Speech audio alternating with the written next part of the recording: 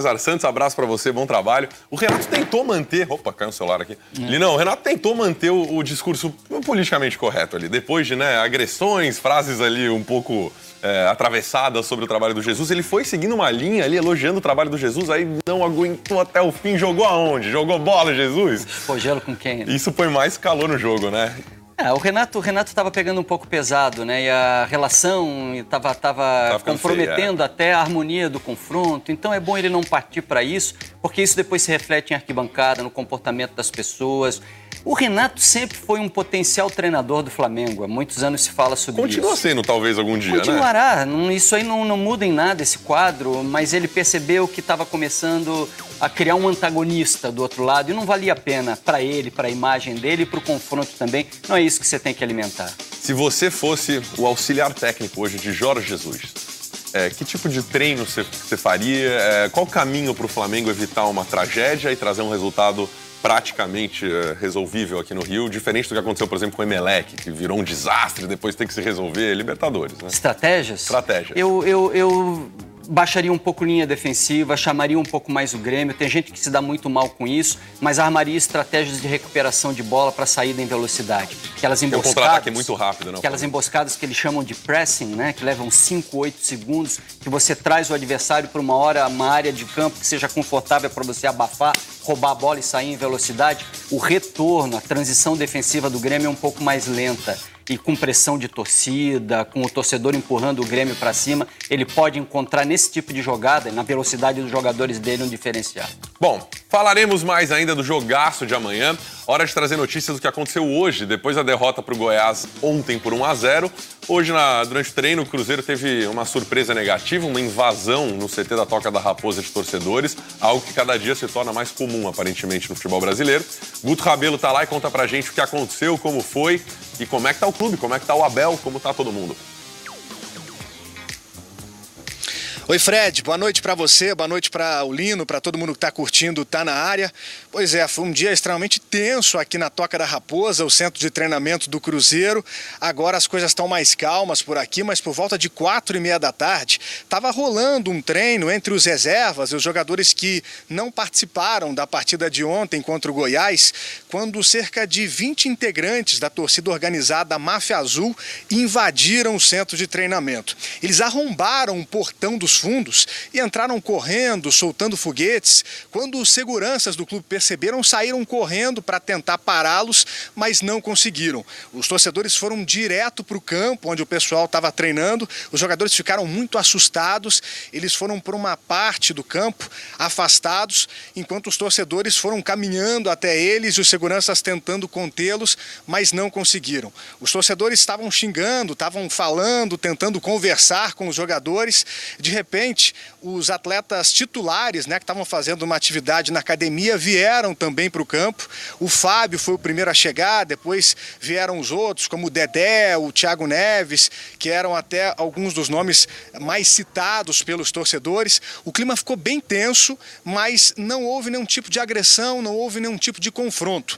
Cerca de 10 minutos depois dessa invasão, a polícia chegou e conseguiu acalmar um pouco a situação e fez com que os torcedores saíssem do campo. Os jogadores toparam conversar com os torcedores. O técnico Abel Braga também tentou acalmar a situação. E aí o que a polícia fez? Ela organizou para que 4 torcedores dessa organizada fossem conversar com os jogadores, com o técnico Abel Braga. Os outros ficaram detidos. Essa conversa aconteceu num ambiente interno aqui do clube, nós não tivemos acesso.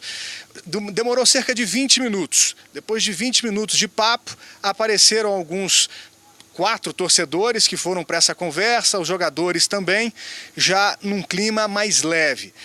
Mas foi tudo extremamente tenso, assim, muito inesperado aqui no clube, né? Porque às vezes essas manifestações da torcida, elas são avisadas em redes sociais, mas essa pegou todo mundo de surpresa. Depois dessa conversa, esses 4 torcedores, eles ficaram detidos também, junto com os outros.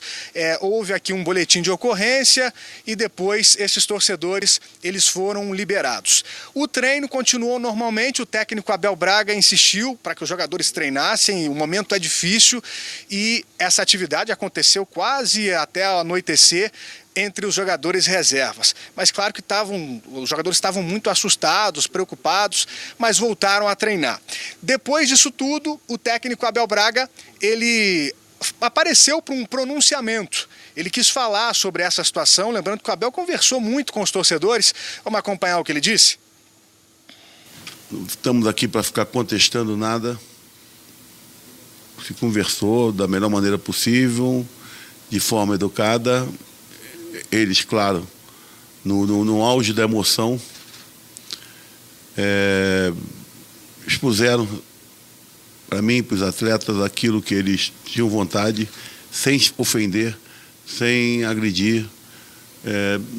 Falei para eles que não é a melhor maneira. A melhor maneira é se combinando alguma coisa para se fazer, porque teve que se paralisar um treinamento que já estava correndo. Isso não é bom. Não é bom torcida ficar brigando com torcida. A torcida ela é toda azul, cara. Nós todos estamos vestidos de azul. Porque amanhã qualquer participação diferente a nível de jogo, você pode ficar aí e perder um mando de campo, né? Então isso engloba uma série de fatores que nós podemos trazer coisas positivas por esse caminho. Mas a partir do momento que nós não possamos não deixar extrapolar nem tanta emoção, nem tanto só o sentimento. Portanto, o técnico Abel Braga, que foi apresentado no sábado, no 4º dia dele no clube, já passou por uma situação como essa. Lembrando que o Cruzeiro está na zona de rebaixamento no Campeonato Brasileiro. Ainda que vença o Internacional no sábado, não vai sair de lá e não vence as 5 partidas pela competição. Abraço, Fred. Valeu, obrigado, Guto. Um abraço para você, bom trabalho por aí. Olha, a gente estava apurando aqui agora a saída do Anderson Moreira, não é mais treinador do Ceará. Ele estava pressionado, uma sequência de maus resultados, né? Em 23 partidas foram 6 vitórias, 5 empates, 11 derrotas. A notícia é essa: caiu mais um treinador, se ele decidiu, se a direção decidiu, se o clima... Estavam reclamando muito dele porque, segundo ele próprio falou em coletiva, né? Reclamavam do estilo de jogo do Ceará com ele, dizendo que o Ceará era uma equipe que jogava de forma muito frágil, queria ser muito técnico, tocava a bola demais, tinha um estilo de jogo que não combinava com aquilo que se queria. Enfim, o jeito de jogar dele estava sendo muito criticado, apesar do razoável campeonato brasileiro que faz o Ceará. A primeira metade foi um pouco mais positiva, agora o Anderson enfileirava 8 partidas sem vitória e no Brasil 8 jogos sem ganhar, começa a pesar tudo. Enfim, sobre o Cruzeiro, sobre a crise... A gente não precisa opinar sobre invasão de torcida, né? Todo mundo sabe o que a gente acha disso. Queria te perguntar sobre bola mesmo. A gente só tem que tomar cuidado para não normalizar isso, não transformar isso em algo natural. Acontece sempre. Não acontece sempre, não. O Cruzeiro fez certo, chamou polícia. A partir daí vamos conversar. E o torcedor tem que se tocar de que deixar jogador tenso, pressionar jogador não ajuda nada, né? O Bruno Henrique deixou claro isso depois daquela pressão, a história que ganhou as redes no Palmeiras e ele joga bem o jogo seguinte. Ele fala pro cara, né? Você acha que só você tá incomodado, que eu tô feliz, que o time tá jogando mal, eu vou dormir toda noite em casa? Enfim, sobre bola. Cruzeiro tem 3 jogos pela frente no Brasileirão agora, 2 dos quais confrontos absolutamente diretos para não cair. Enfrenta o Inter primeiro no Mineirão, depois tem Flu e Chape. É agora que se define o campeonato, né? Eu tô sendo aqui muito imediatista. É agora que meio que se define para onde vai cada um. Você começa a encaminhar. Eu acho que a questão do que você vai fazer no campeonato já está definida. O Cruzeiro vai fazer isso, vai lutar contra rebaixamento. Esses jogos são importantes, sim. O do Fluminense um pouco mais à frente, daqui a 3 rodadas, tem cara de decisão. Vai ter esse aspecto pro Cruzeiro. Mas é importante você achar primeiro a harmonia. Parece que o Abel se coloca como uma receita para isso. Eu arrumo paizão, tal. A partir daí, o Abel tem que compreender, ainda falei sobre isso ontem, comentei Goiás e Cruzeiro, que os problemas do Cruzeiro vão além do vestiário. Há problemas técnicos, de organização, de ideia de jogo, de jogadores que não combinam, jogadores que não seguram 90 minutos, jogadores que não entregam aquilo que se espera. Tem um monte de coisa para ele avaliar, não é só vestiário. É isso. Ontem, ao mesmo tempo que estava rolando o jogo do Cruzeiro, tivemos o jogo do Fortaleza com o Botafogo. Rogério Ceni voltando à sua casa, muito bem recebido. Vitória do Fortaleza e o Botafogo já desembarcou no Rio de Janeiro. A Júlia Guimarães acompanhou a chegada do time. Conta pra gente como foi. Foi um desembarque no meio da tarde, bastante tranquilo, sem a presença de torcedores. Os jogadores passaram normalmente pelo saguão de desembarque, entraram no ônibus e ninguém parou para conversar com a gente. Se o clima aqui no aeroporto estava calmo, mais cedo na sede do clube em General Severiano houve protestos. Os torcedores picharam a sede do clube, os muros da sede, pedindo a saída da diretoria, a saída também do técnico Eduardo Barroca. Botafogo que vive um momento muito delicado no Campeonato Brasileiro. São 3 derrotas seguidas, ainda não venceu no segundo turno da competição, perdeu para o São Paulo jogando em casa no estádio Newton Santos e as 2 últimas derrotas foram longe do Rio de Janeiro, para o Bahia e também para o Fortaleza. O Botafogo vai tentar a recuperação no fim de semana e um clássico importantíssimo contra o Fluminense no domingo às 4 da tarde no estádio Newton Santos. Fluminense que é um concorrente direto nessa briga contra o rebaixamento. Lembrando que o Botafogo está em 12º lugar na tabela com 27 pontos. Essas foram as notícias aqui do Botafogo. Volto com vocês. Muito obrigado, Júlia. Paulinha, bem-vinda de volta.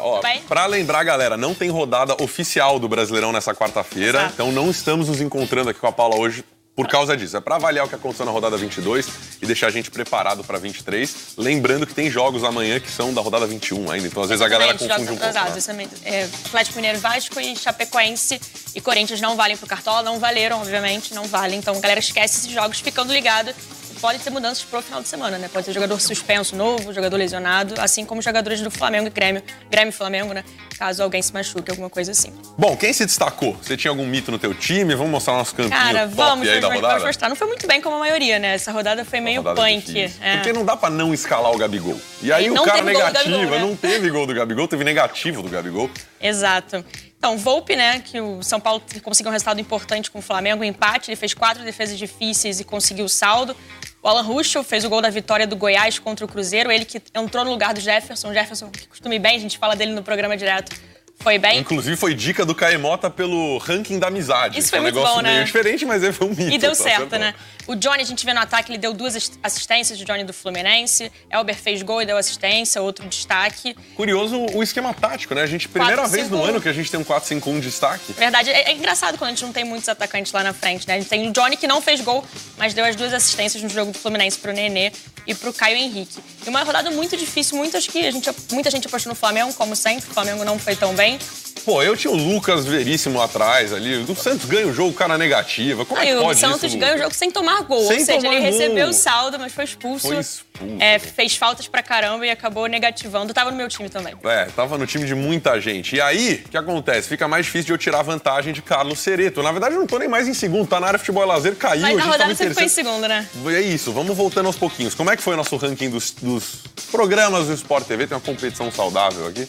O Tanário foi em segundo, mas olha lá. Sempre ali em primeiro, né? Sempre o Cereto, cara. Impressionante isso. Ele tá me copiando, tá de olho. Eu não sei o que tá acontecendo. Não, te copiando ele não deve estar, né, Fred? Ele tá um pouco acima, tá? Você tá sendo maldosa, Paula. É verdade. Ele tá me copiando, acertando o Joel. Ele deve trocar o capitão, então, talvez, né? Pode ser. E aí, no geral, a gente continua atrás do troca de passe. Eu tô envergonhado, porque eu tinha aqui aspirações, falar a verdade, já tá na liderança. Mas olha, dá. É difícil, mas dá. Chegar, né? Tem quase um turno inteiro aí pra você conseguir reverter esses... Quantos pontos foram? 80? Eu prefiro não somar. São alguns. Dá pra tirar numa rodada tranquilamente. Olha, com a ajuda da Paulinha, do Cássio, da equipe do Cartola, eu vou melhorar. E lembrando, a gente tem sexta-feira nosso programa de sempre, Sim, né? Pra escalar. Lembrando que o mercado fecha sábado, 15 horas, horário de Brasília, pra 23ª rodada. Quer deixar alguma dica já? Aquelas que depois a galera te cobre e fala, pô, você errou, Paula? Eu falei o cara que você colocou? Então, o Dandan iria me criticar, mas olha, acho que uma boa dica seria o São Paulo, que pega o Fortaleza e joga no Morumbi. São Paulo aí com um técnico novo, Fernando Diniz, já fez um jogo diferente contra o Flamengo, acho que pode ser uma boa aí apostar. Eu também me preocuparia, porque Rogério Ceni no Morumbi, tá de volta. Apesar que não é no Morumbi o jogo, é no Pacaembu, vai ter show. Verdade. Mas joga em casa, né? O São Paulo joga com o apoio da torcida, teoricamente é favorito pro confronto, né? Eu acho que o Flamengo mesmo fora de casa contra a Chapecoense também É bom apostar no Flamengo, ficando de olho que tem jogo amanhã, então pode ser que o Flamengo sofra algumas alterações por conta de lesão. Acho que poupar o Jorge Jesus não vai poupar. Ele não tem poupado no Campeonato Brasileiro e o outro jogo da Libertadores é só no final do mês, então acho que não seria o caso de poupar vários jogadores. Mas só ficar ligado em caso de lesão ou desgaste. Muito bem. Paulinha, obrigado pelas informações, Valeu. pelas dicas. Intervalo rapidíssimo, tá na área. Na volta, claro, vamos te preparar pro Super Clássico da Libertadores. Tem Boca e River, é gigante, não tem cartola pra Boca e River, não teria cartola pro tamanho de um Boca e River, teria que ser daquele tamanho a cartola. A gente já volta com o Tá na área. Hora nobre do esporte, daqui a pouquinho, certo?